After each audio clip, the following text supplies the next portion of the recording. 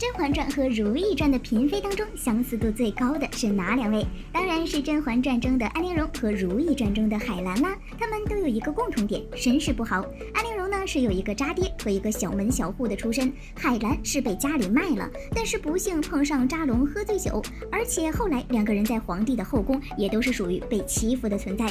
出身不好，被欺负，有心计，最重要的是还有一个女主闺蜜，多相似呀！她们俩唯一的不同点应该就在自己闺蜜身上了吧？她们一个背叛了闺蜜，另一个选择一生追随。你说她们俩这么像，为啥在这一点上不一样呢？其实第一点就是阶级观念的不同，意思就是甄嬛从来没有把安陵容和梅姐姐、纯儿等人放在同等的阶级上。虽然她们俩很要好，但是甄嬛潜意识里并没有那么待见安陵容，所以后来在她得宠时，只顾着和四大爷腻腻歪歪，完全忘记了自己还有一个不受宠而且天天受欺负的姐妹。真不知道她失宠那会儿怎么还好意思怪安陵容不拉她一把，也不想想曾经她也是这么干的。后来甄嬛扳倒于莺儿，安陵容去了冷宫，导致于莺儿被勒死。其实安陵容这么做也是为了甄嬛，毕竟于莺儿一直拖着不肯死，万一四大爷改变了主意咋整？但是你看甄嬛听到这事儿，第一反应居然是干呕，人是你扳倒的，也是因为你要被刺死的。安陵容只是去帮了你一把，你有啥好恶心的？隔壁如懿就不一样呀，从始至终她都把海兰跟自己放在了同等级的台阶上。海兰被高希月污蔑偷探的时候，她能大晚上的跑过去救人，而且态度强硬，一直死死的护着海兰，把人带到自己宫里以后更是格外的上心。不管如懿是得宠还是失宠，对海兰还都是一如既往的好。而海兰为了如懿而去让扎龙对永璜和永璋提亲时，大哥说皇娘崩逝，兄弟中唯我居长。虽然刚得知此事时如懿很生气，还把海兰叫过来争论了此事，但后来如懿又是什么反应？人家直接说你做和我做没什么区别。我早就跟你说过，你做跟我做有什么分别呢？从来没有觉得海兰狠毒、心机重什么的，只是在劝海兰不要这么做，也根本没觉得恶心。其实这说白了就是态度问题。甄嬛就是潜意识里不把安陵容当回事儿，不然纯儿都能住进碎玉轩，为啥不让安陵容也住进来呢？你和纯常在是同时进宫，又是婉国人亲自举荐，这次他只邀了纯常在同住。你看看如懿，这才叫标准的中国好闺蜜呢。小珍呀，你这婆婆不行呀，还不如儿媳妇给力呢。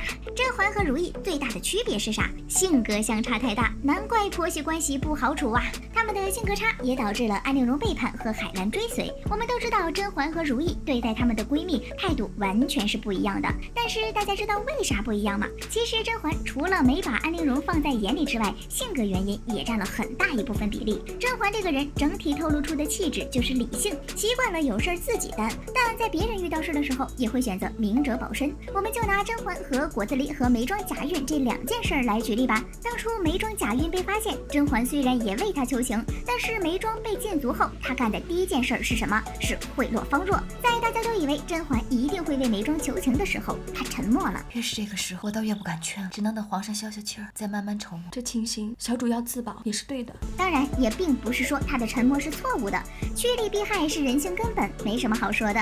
但是跟眉庄比起来，甄嬛还是有些不够义气。就比如纯元故衣事件时，眉庄为了救甄嬛，是求完太后求皇上，完全不顾自己会不会被责骂。这么一对比，是不是忽然觉得甄嬛有点冷？后面甄嬛去了凌云峰和果子狸相爱，最后却又揣着她的娃回到了京城。这事儿除了当事人跟孩儿他妈以及当时的见证者太妃和浣碧等3个服侍的丫鬟，也就到了最后关头告诉了叶澜依，还有在四大爷临死前气了他一通。除此之外，可能就连孩儿他爸都不知道这事儿，是他怕知道的人多就会暴露。不是的，他其实就是这个性格。你看后期他利用自己的孩子为皇后布置打胎局的时候，端妃和静妃哪一个提前知道他的计划？都没有啊。这就是甄嬛，我的事儿你们猜出来就帮忙，猜不出来就拉倒。你们以后有事的话，反正我大概率也会选择明哲保身，咱们呢两不相欠。但是如懿身为甄嬛的儿媳妇，她反而是一个极感性的人，她对后宫每一个人都怀揣着一份善意，大到嫔妃，小到宫女儿，她对每个人都是很好的，她不会主动害人，身边的人主动宫斗，她也不会说什么。当然，自己要是有什么计划，也会先通知队友。当初她被人诬陷和大师有染时，她想好主意，为自己洗刷冤屈之后，最先通知的就是自己的队友。队友出事的时候，冲在第一线的还是他。我们可以说如懿不适合宫斗，在剧中也算是个宫斗小垃圾，但是我们不得不说，她比甄嬛更适合做朋友。如果海兰和安陵容在同一个后宫，你觉得谁更厉害呢？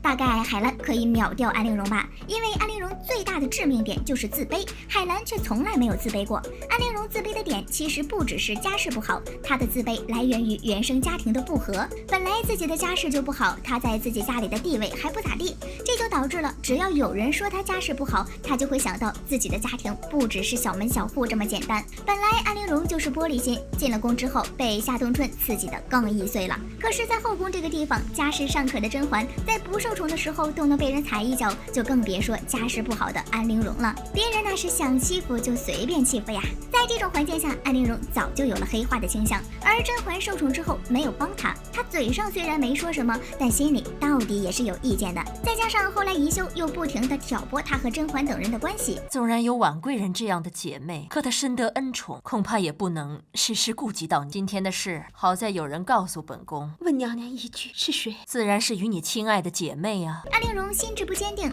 就此开始记恨甄嬛，而且眉庄和纯儿他们说的一些话，做的一些事儿，总会被安陵容强行加上一层他们看不起我的滤镜。出身差不多，性子更合得来些。他俩出身差不多，所以亲近些。我算什么？他是真的过于卑微了，别人随便说个衣服，他都能扯到自己身上。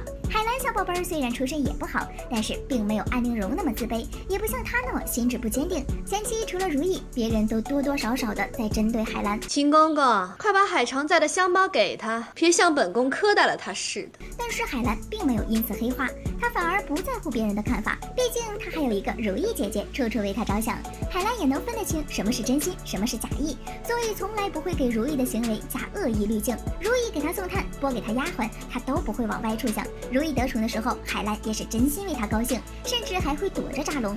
就像如懿过生日那天惹了扎龙不高兴，她一气之下跑来了海兰这儿，海兰呢也是坚持不侍寝。去把暖阁收拾一下，今天我睡那里。这事儿要放在安陵容身上，估计她嘴上说着不好，但内心还是会有些莫名的兴奋吧。就更别说无论什么时候，海兰最信任的永远是如懿，不管谁去挑拨离间，海兰都从来不会去听了。安陵容永远做不到海兰这样，所以她的背叛是必然的。而且甄嬛和安陵容这俩人虽然看上去姐妹情深的样子，但是甄嬛会因为安陵容有心机就开始疏远，安陵容呢也会因为宜修的挑拨离间而记恨甄嬛。安陵容的背叛是因为甄嬛这个人没把她放在跟自己同等的位置上，说白了就是根本没真把安陵容当朋友，所以才会在发现她有心计的时候就开始疏远。安陵容呢，她自己也是一个敏感多疑的小心眼儿，别人挑拨离间她就信了。而且甄嬛同时拥有很多好姐妹，可安陵容的好姐妹只有她一个，时间一长难免会有不满。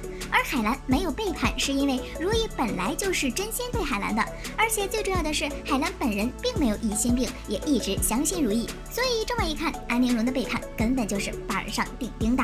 好了，本期视频就到这里了，宝宝们别忘了点赞评论哦，救命！